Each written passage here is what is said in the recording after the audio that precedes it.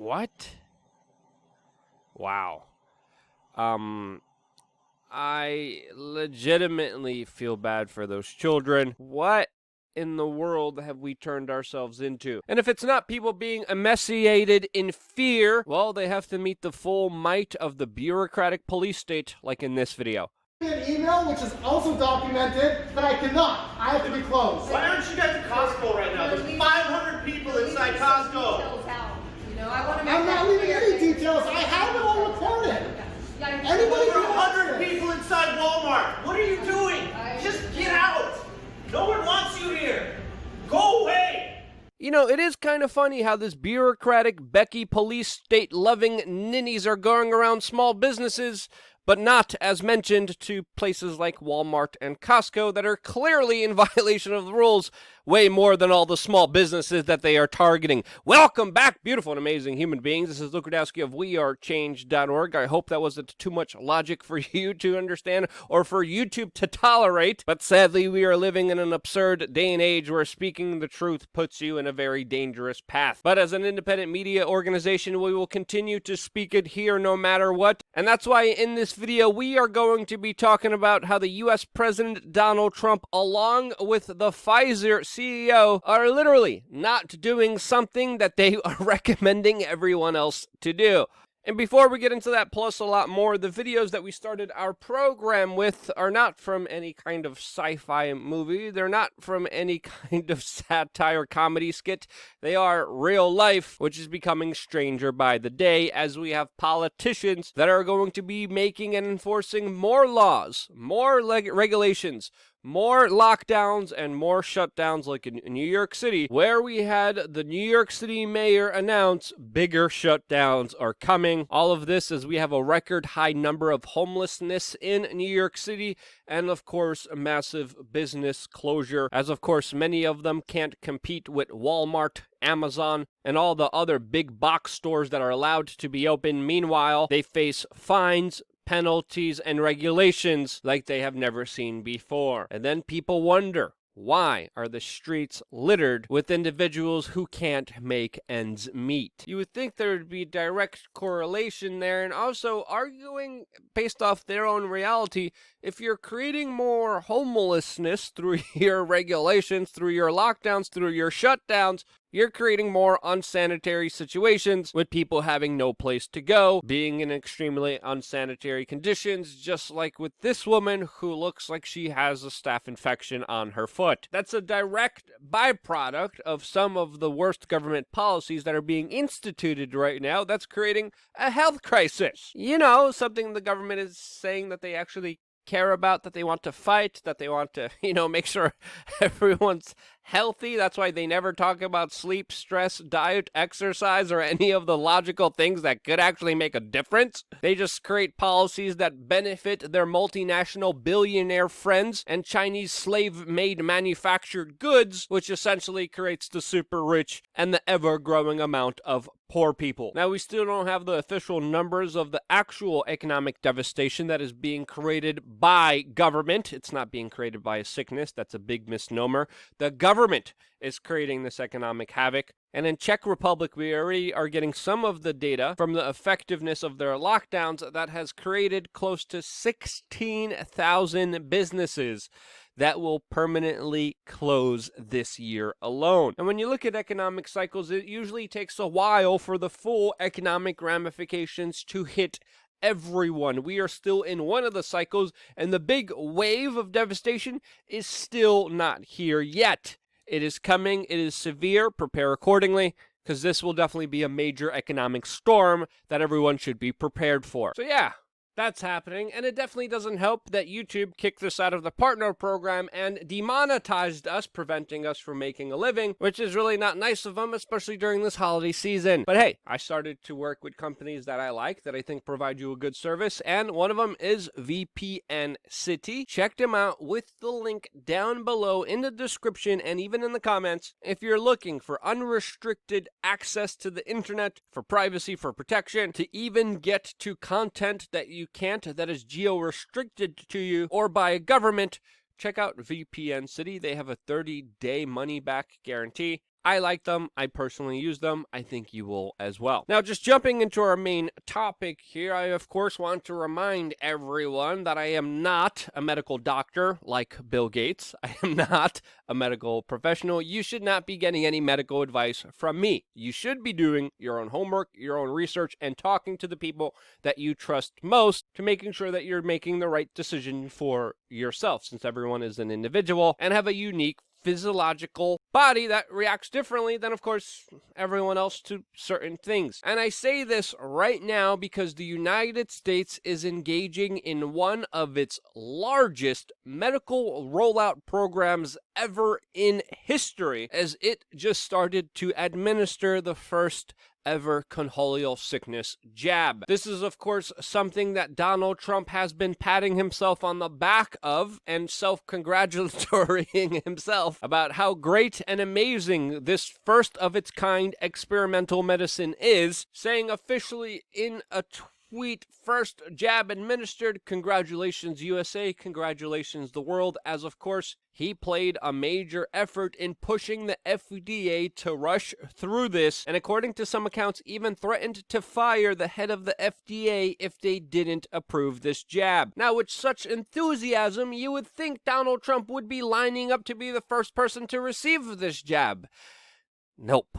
And he's even canceling plans to administer this jab at the White House, officially reversing his administration's directive to, quote, give the jab to top government officials to, of course, have continuity of government. Since, of course, this is such a trustworthy, amazing, incredible, safe thing that for some reason Donald Trump's like, no, I don't want any of that. And he's not the only one, as the Pfizer CEO has even acknowledged and publicly stated that he himself, the main guy, the main head honcho behind this jab, has chosen not to take it himself because accordingly he does not want to, quote, skip the line. Now, you would think if we have such an insurmountable, dangerous threat facing everyone, that we have to lock down and shut down all the small businesses out there, that someone that is making a product that will allegedly solve and fix everything is deciding not to test out the product on himself or even use the product.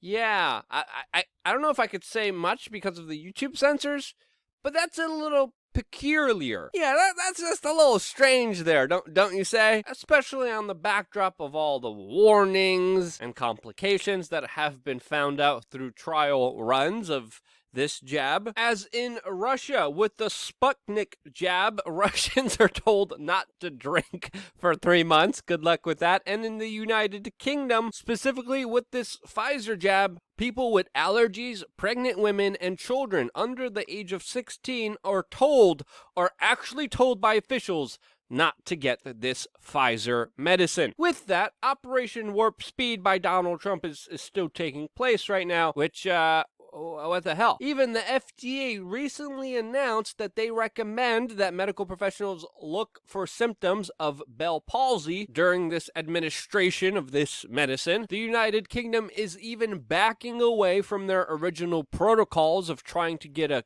concholeal sickness passport, as we saw similar measures being proposed in Israel, where, quote, the Israelis that get this jab would get a green passport, allowing them to go to restaurants and events. The IDF is considering making this jab mandatory. Hotels in the United States are considering requiring a jab passport as well to stay at their hotels. Meanwhile, countries like Peru and Australia literally halted their trials of this experimental medicine after very strange results, with some patients suffering neurological problems. Still, there's supposed health directors, like in the United Kingdom and even in the United States with, quote, Dr. Fauci, that say, get rid of any skepticism and take this jab, as Dr. Fauci is even telling Trump and Biden to be jabbed immediately. Now, it's important to note here, when you're creating a jab, this usually is a process that takes, on average,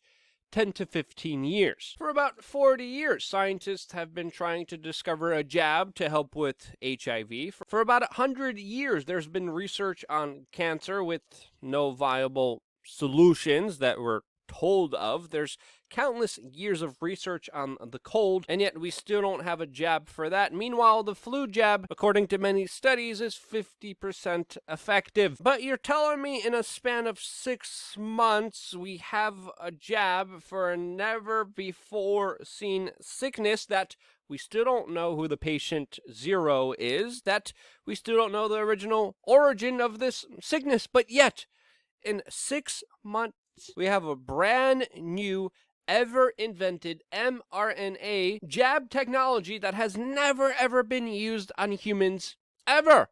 Now, I'm not saying this new, rushed, experimental jab is not what the medical professionals are saying it is. But statistically, them being accurate and this working, the margins are slim. Let's just be intellectually honest here. I might be wrong, but statistically, all signs point to greater skepticism, which I would advocate for rather than blind trust. Again, also, when we look at a lot of these medical studies surrounding these jabs, a lot of the data is still kept away from us, and there are some individuals facing adverse effects from this. Now, it's also important to note that many participants of the trial run of this were healthier, younger individuals from those in the general public. Individuals with, of course, no underlying conditions, which should really kind of make you question what's going to happen when people with underlying conditions or the elderly take this, what might potentially happen. Now, of course, I don't have a crystal ball here. It would be disingenuous for me to predict what's going to happen next because I don't think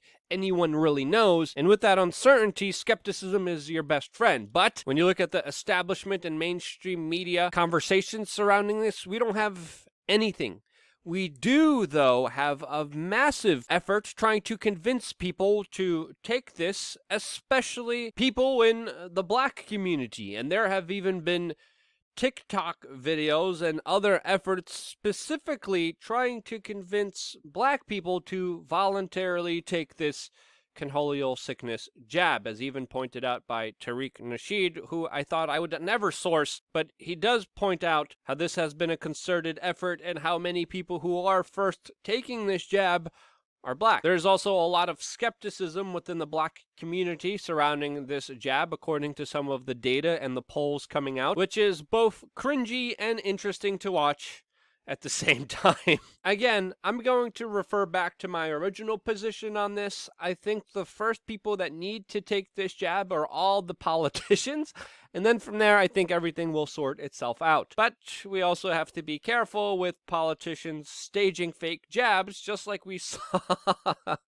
not so long ago from the Queensland Premier in Australia that faked getting a flu shot with literally no rubber gloves, no visible needle, no push of the plunger, no liquid being inserted, no band-aids, no cotton balls, no tape, no blood, no trip, nothing at all. And if you're going to be doing stuff like that and not taking something yourself, don't expect for me to take it as well. Please, whatever you do in your goodest, holiest grace possible, share this video with your friends and family members, your co-workers, your neighbors, strangers walking down the street. I don't care. It is your responsibility and duty to get this messaging out there. There's a lot of algorithms. There's a lot of little finagling crap things. We're still lucky we're here. Thank goodness we are here. Appreciate that we are here by supporting independent media. Your support is more crucial than ever because I wouldn't be here if it wasn't for you. It's not just me. It's essentially you being a major part of this program, and you have no idea how absolutely incredible and important you are. I love you guys. Stay tuned for more here on wearechange.org.